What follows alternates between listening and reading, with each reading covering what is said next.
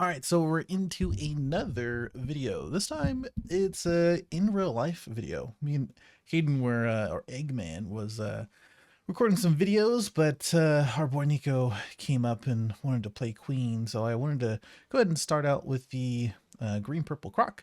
I think this is my build, pretty sure. I started out with good old film Searcher, Benavista, and he didn't start out with anything, which is nice. This matchup is kind of interesting. I chose to go first, or I ended up going first, I should say. Don't mind me forgetting my trigger to untap to Dawn, by the way. That's going to happen a good amount of times. I do have a sugar in hand, so it just depends on kind of what I want to do with that. I think I whiffed here with the Nami, which doesn't feel great. I could have played the Queen as well.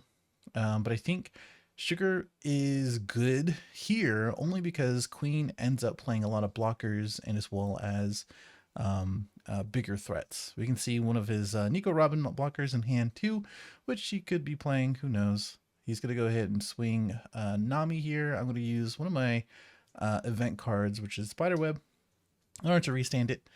And then he plays out the Perona. So if you wanted to get rid of my sugar, I mean, he could have just played the Perona and forced my sugar to rest it. Because I believe it's anything.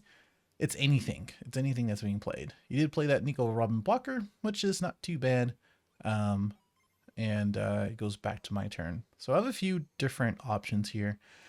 I'm at that nice little 5 Dawn. And some people don't like Queen in this build. But I did go ahead and draw an Uta and the 10-drop Doffy, which are two pretty good picks. And honestly, depending on how I want to play the next few turns, it just depends on what I want to keep in hand. So I ended up pitching the guild, and I ended up getting another one, or the Queen, and I was thinking about pitching the guild. So I ended up getting another one, which is kind of stupid. Queen likes to have a lower hand count, so he's going to counter out anything that he wants to, or anything he can, I should say. He's getting to that 8 cost point, which he's going to go ahead and use it for my Queen. So that way I can't block with it, which is pretty annoying. So now it goes back to me. This is kind of what Queen wants to do. He wants to get out the 8 costs as much as possible, which is understandable. I have 3 Doffys in hand, by the way. I drew one off the Queen, opened one, I think, or 2. It's one of those. And then I have a bunch of 2Ks in hand. So I think I'm just going to go ahead. Yeah, I'm going to go ahead. Yeah. I was going to go ahead and just swing. I did get a Luffy out of it.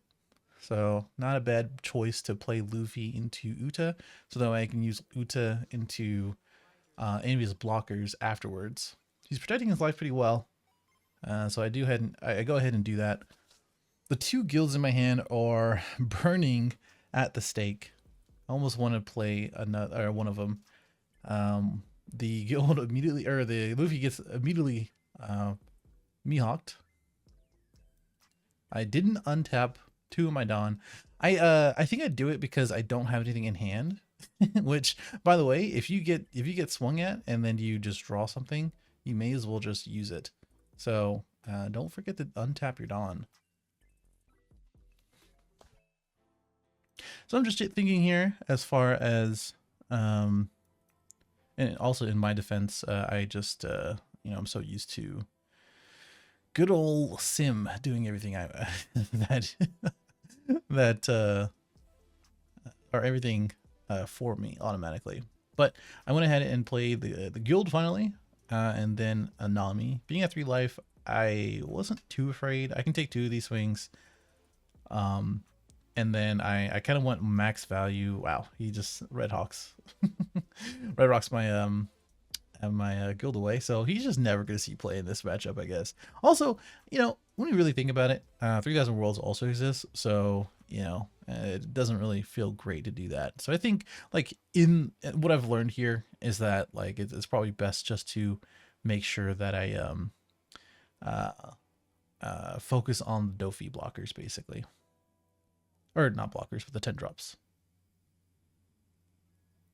So use the Uda ability to rest the Boa. I do save it, which, you know, the way that I see it is that, like, I'm not going to be able to counter out one of these guys. So I may as well just save the Uda and then force him to swing into it. Was that the best idea? Maybe. I don't know. I'm at 3 lives, so I don't really mind. And now we get the first Doffy out. He just flips him over, or does him upside down, so that way that we know that they can't restand. I just give him a dice instead. So we swing with the Doffy. Nami immediately gets bottom decked by the other red rock. Okay, cool. Another red rock playing 4 in his deck, I'm sure. So a couple things I'd say from learning this. Obviously, this is when the set first came out, but just making sure. Yeah, we have another one, which I don't think he's very happy about. Is making sure just to swing with your characters. I didn't really want. I mean, I guess it's not too bad to swing because she was just gonna get swung at anyway. So I'd rather the category to swing at my life instead, so that way I can just go ahead and use the other Doffy to rest all 3, basically. So Doffy's here. We have the Soka King come out as well, returning the Kaya. He draws 2 and then pitches the 3,000 Worlds, which is pretty much useless. Here to use one of the red rocks. And we have the 3rd Doffy, and then a 5 after that. I don't think it's really too big of a deal to play that way. The sequence that is. You can put like literally everything on that Soka King, and then just swing into my Doffy. I have 2 open, which will help here because if he does swing with that Soka King, I do have a Punkutsun to rest it, which he does not swing. He is a good player, unlike myself, who forgets about everything. So we're just gonna go ahead and pay the 5. It also pops it to rest it. The very long-winded name for that card. Can't choose death. And then we were just checking what the trigger was.